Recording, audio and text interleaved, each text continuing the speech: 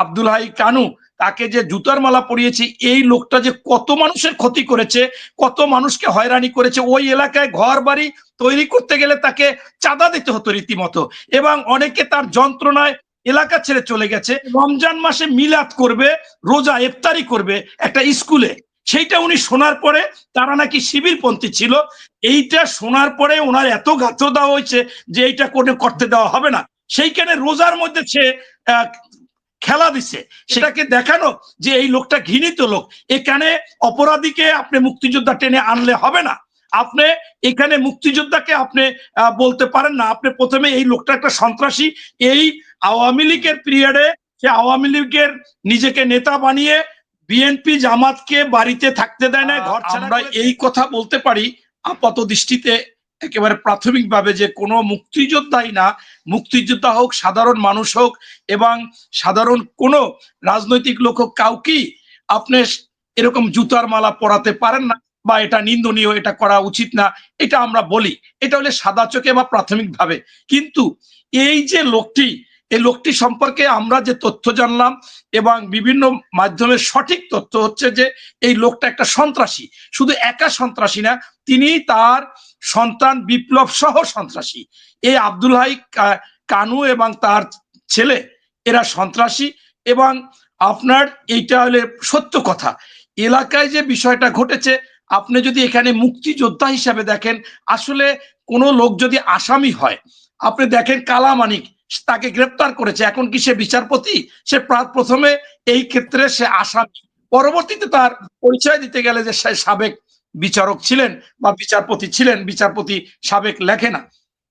তাই আমি মনে করি যে অপরাধী অপরাধী, তাকে অপরাধীর দৃষ্টিতে দেখা উচিত। এখানে আমি প্রাথমিকভাবে যখন তাৎক্ষণিকভাবে আমাকে একজন সাংবাদিক জিজ্ঞাসা করেছিল, আমি বললাম যে একজন মুক্তিযোদ্ধার জুতার মালা, এটা আসলে এবং আমরা মনে করি বিএনপি মুক্তিযুদ্ধের দল, এবং এটা বিএনপি মেজর জিয়া, যিনি মুক্তিযুদ্ধের রণাঙ্গনের স্বাধীনতা ঘোষক ছিলেন, রণাঙ্গনের সেক্টর কমান্ডার ছিলেন, জেড ফোর্স অধিনায়ক ছিলেন, জীবিত মুক্তিযোদ্ধাদের মধ্যে সর্বোচ্চ খেতাব পেয়েছেন, বীরুত্তম। আমরা মনে করি কোন মুক্তিযোদ্ধার অপমান এটা সহ্য করার মতো না।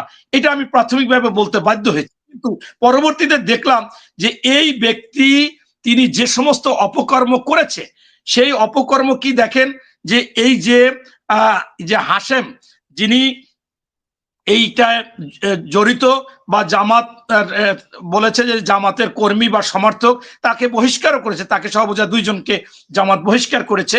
কিন্তু আমি পরবর্তীতে দেখলাম যে বহিষ্কারটাও সঠিক হয়নি। এই হাশেম যে লোকটাকে এখন এই আব্দুল হাই কানু তাকে যে জুতার মালা পরিয়েছে, এই লোকটা যে কত মানুষের ক্ষতি করেছে, কত মানুষকে হয়রানি করেছে। ওই এলাকায় ঘর বাড়ি তৈরি করতে গেলে তাকে চাঁদা দিতে হতো রীতিমতো, এবং অনেকে তার যন্ত্রণায় এলাকা ছেড়ে চলে গেছে। এবং আওয়ামী লীগের, যুবলীগের একটা নেতা সোহাগকে সে খুন করছে, সেই হত্যা মামলার সে আসামি। এবং আপনার একজন ব্যক্তি ছিলেন ব্যাংকার, সেই ব্যাংকারকে একসময় সেই ব্যাংকার এসে একটা স্কুলে প্রতিদ্বন্দ্বিতা করতে গিয়েছিলেন বোঝায়, তাকে উনি পানিতে নামাই রাখছিল, এরকম কথা আমি পেপারে পড়লাম যে এরকম একটা ব্যাপার এই যে কানু সাহেব ঘটিয়েছে। তাই এখানে সেই এরপর আর একজন নজির আহমেদ, একজন মুক্তিযুদ্ধের কমান্ডার ছিল, সেই নজির আহমেদ মুক্তিযোদ্ধা কমান্ডারকে সে শারীরিক নির্যাতন করেছে একাধিকবার। এই যে করলো মুক্তিযোদ্ধা কমান্ডার, উনি তো মুক্তিযোদ্ধা, এটা উনি নিজে করলো এবং উনি আইন হাতে তুলে নিল। এটা এখন যে বিষয়টা হচ্ছে, এরপর এই আব্দুল হাই মজুমদারকে আপনার ব্যাংকার ছিল, তাকে পানিতে নামিয়ে তাকে দাঁড় করিয়ে রেখেছে। এইটা এলাকা থেকে আমি শুনলাম যে কত বড় খারাপ লোক হতে পারে।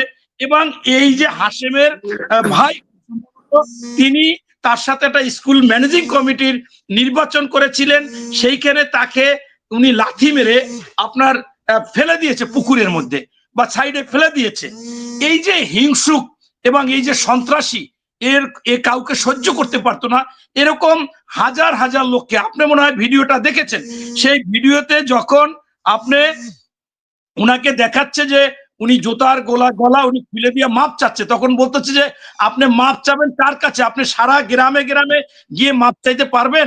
এখন তখন কিন্তু সেইটা বলেছে যে সকলের কাছে মাপ চাই, অর্থাৎ এত অপরাধী সে, এত খারাপ লোক, আওয়ামী লীগকেও জ্বালাই ছাড়ছে, সেখানেও অন্য কাউকে প্রাধান্য দিতে দেয়নি। আমরা ওখানে শুনেছি যে একটা পেপারে দেখলাম যে আপনার একটা সময় এই 87-88 সালে, খুব সম্ভবত 88 সালে, সেই সময় কিছু ছাত্ররা ওইখানে রমজান মাসে মিলাদ করবে, রোজা ইফতারি করবে একটা স্কুলে। সেইটা উনি শোনার পরে, তারা নাকি শিবিরপন্থী ছিল, এইটা শোনার পরে ওনার এত গাত্র দেওয়া হয়েছে যে এইটা করতে দেওয়া হবে না। সেইখানে রোজার মধ্যে সে খেলা দিছে, সে খেলা দিছে, পরবর্তীতে সেই খেলা শেষে ইফতারি প্রোগ্রাম করতে পারছে। তাই আমি আপনাকে যেটা বলতে চাচ্ছি যে এই লোকটাকে প্রথমে চিহ্নিত করতে হবে, সে সন্ত্রাসী, সে খারাপ। আপনি দেখেন আগেকার দিনে যখন চোর চুরি করত, তাকে বিচার না করে তাকে অনেক সময় আপনার গলার জুতা পরাই দেওয়া যেত, মাথা নেড়ে কেড়ে দিত। এটা হচ্ছে তাকে একটা শাস্তি।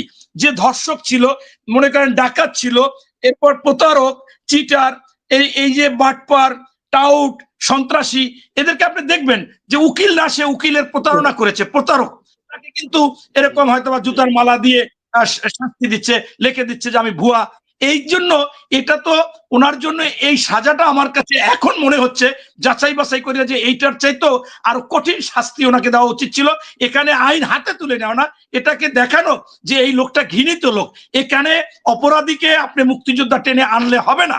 আপনি এখানে মুক্তিযোদ্ধাকে আপনি বলতে পারেন না। আপনি প্রথমে এই লোকটা একটা সন্ত্রাসী, এই আওয়ামী লীগের পিরিয়ডে সে আওয়ামী লীগের নিজেকে নেতা বানিয়ে বিএনপি জামাতকে বাড়িতে থাকতে দেয় না, ঘর ছাড়া করেছে, এবং এমনকি আওয়ামী লীগের লোকজনও ওনার যে প্রতিদ্বন্দ্বিতা এসেছে বা ওনার সমকক্ষ কেউ আসলে, এমনকি আপনি দেখেছেন যে একজন মুক্তিযোদ্ধার কমান্ডারকে শারীরিকভাবে লাঞ্ছিত করেছেন, এবং আবার একজন ব্যাংকারকে তাকে পানিতে নামিয়ে রেখেছেন, আবার একজনের প্রতিদ্বন্দ্বিতা করতে গেছে একটা স্কুলে, সেইখানে তাকে লাথি মেরেছেন।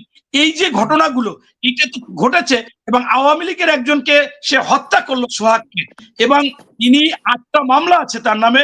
সেই 8টা মামলা অনেক জায়গায় লিখেছে 7টা, অনেক জায়গায় 9টা লিখেছে। আমি এই জন্য গড় ধরলাম 8টা মামলা, এবং এ লোক জেলও খেটেছে। তাই সর্বসাকুল্যে আমি প্রথমেই বলবো, একজন অপরাধী, একজন সন্ত্রাসী, একজন চোর, একজন ডাকাত, একজন প্রতারক, তাকে আপনি প্রথমেই তার পেশাটাকে আনতে পারেন না, তাকে ওই পয়েন্টে ধরেই তাকে চিহ্নিত করতে হবে। পরবর্তীতে আপনি সেই ব্যক্তি কি করে সেটা সে ব্যাখ্যা দিতে পারে, এবং এতে জাতি আরো লজ্জিত হয় যে একজন মুক্তিযোদ্ধা সে যদি দেশপ্রেমিক হয় তাহলে এই সমস্ত অপকর্ম, ঘৃণিত কাজবাজ করতে পারে না। এবং তার সন্ত্রাসী বাপ বেটা, সেই বিপ্লব তার সন্তান, তাকে নিয়ে এই যে সন্ত্রাসী কার্যকলাপ এটা করেছে, এটা জাতির জন্য একটা ঘৃণিত কাজ। এবং উনি মুক্তিযোদ্ধাকে পুঁজি করে সারা বাংলাদেশের মুক্তিযোদ্ধাদের মান ক্ষুণ্ণ করেছে। একজন মুক্তিযোদ্ধা এমন হতে পারে না। একজন মুক্তিযোদ্ধার মধ্যে ন্যায়, নীতি, নৈতিকতা, মূল্যবোধ, সততা, দেশপ্রেম থাকবে।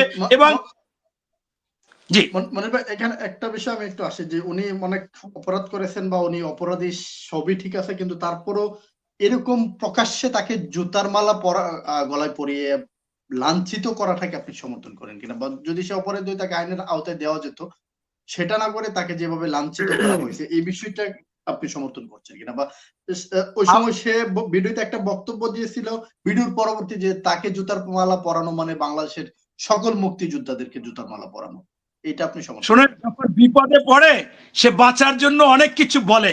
এই ব্যক্তি আওয়ামী লীগের সময় 6-7 বার তাকে মারছে, মাইরা তাকে লাঞ্ছিত করছে। আপনারা বা কেউ তো তখন এটা টকশো করে নাই। কেন করছে?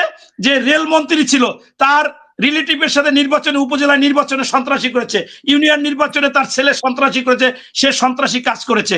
তখন যখন আওয়ামী লীগের সাথে সন্ত্রাসী কাজ করতে, তারা ধরে রীতিমতো মেরেছে, তার বিরুদ্ধে বিক্ষোভ করেছে, মিছিল, মানববন্ধন করেছে, মিটিং করেছে, মিছিল করে। কিন্তু আজকে উনি বাঁচার জন্য, ওনার পরিধি বাড়াবার জন্য উনি মুক্তিযোদ্ধাদের সকলকে টেনে আনছে। উনি যেদিন মুক্তিযোদ্ধা কমান্ডার, ওনার চাইতে সিনিয়র, তাকে লাঞ্ছিত করলে একাধিকবার, সেই দিন মানুষ কি করেছেন? এই যে আপনার কাউকে কাউকে সে সে কি নিজে আইন হাতে তুলে নিতে পারে? পানিতে তাকে ডুবিয়ে রাখতে পারে, পানিতে নামাইয়ে দাঁড় করে রাখতে পারে ঘন্টার পর ঘন্টা? এটা কেন করবে সে? সেই ভদ্রলোক মারাও গেছে, সেই ব্যাংকার। তাই আমি বলতে চাচ্ছি যে এখন উনি এটা বলতেছে আপনি আইন তুলে নেওয়া যায় না, সেটা হইলে সাদা চোখে এবং প্রাথমিক। কিন্তু একজন লোক পকেট মাইরে চলে যাচ্ছে, আপনি তাকে ধরবেন না? ধরলে তো সে ছাড়িয়ে দিচ্ছে, তাকে দুইটা চোয়ার দিতে হবে না? এটা তো স্বাভাবিক। এই লোকটা যা করেছে তাকে তো মনে করেন আইনের হাতে আপনি কি বলবেন? আইনের হাতে কি তুলে দেবেন? কি মামলা হবে? আইন কি করতেছে এখনো তো আমি বোধগম্য না। তাই আমি মনে করি যে আপনি বলতে পারেন আইন হাতে তুলে, কিন্তু এটা একটা তাকে তিরস্কার, এটা জনসমক্ষে দেখানো যে সন্ত্রাসী কার্যকলাপ করলে, আপনার মানুষের উপর অন্যায় করলে, অবিচার করলে, জুলুম করলে, চাঁদাবাজি করেছে, সে লক্ষ লক্ষ টাকা মানুষের ঘর বাড়ি করলে, জায়গায় ঘর করতে গেলেই সে সেই টাকা নিয়েছে। এখন এই কাজটা করলে সামাজিকভাবে, এটা সামাজিকভাবে ভাই, যদি দলীয়ভাবে করতো জামাতের অনেক লোক যাইতো। এটা সামাজিকভাবে এলাকার লোক করেছে, তারপরেও সেখানে জামাত তাদেরকে বহিষ্কার করেছে এবং বিএনপিও সেখানে অনেক কথা বলেছে। কিন্তু আমি মনে করি যে এই ধরনের লোকদেরকে আপনি এইভাবে শিক্ষা না দিলে তাদের অত্যাচার, নির্যাতন, তাদের সন্ত্রাসী কার্যকলাপ, দখল, চাঁদাবাজি বাড়তেই থাকবে। তাই মাঝে মাঝে এটা রুখে দাঁড়াতে হবে। মেরে জুতা মারার পরে জুতার যে মালা দিচ্ছিল এটা আইন হাতে তুলে নেয়নি, ওই অবস্থায় তাকে আইনের হাতে ধরে দেওয়া উচিত ছিল, থানায় দেওয়া উচিত ছিল, তার নামে একটা মামলা থানায় দেওয়া উচিত ছিল, এটাই করা উচিত ছিল। ধন্যবাদ।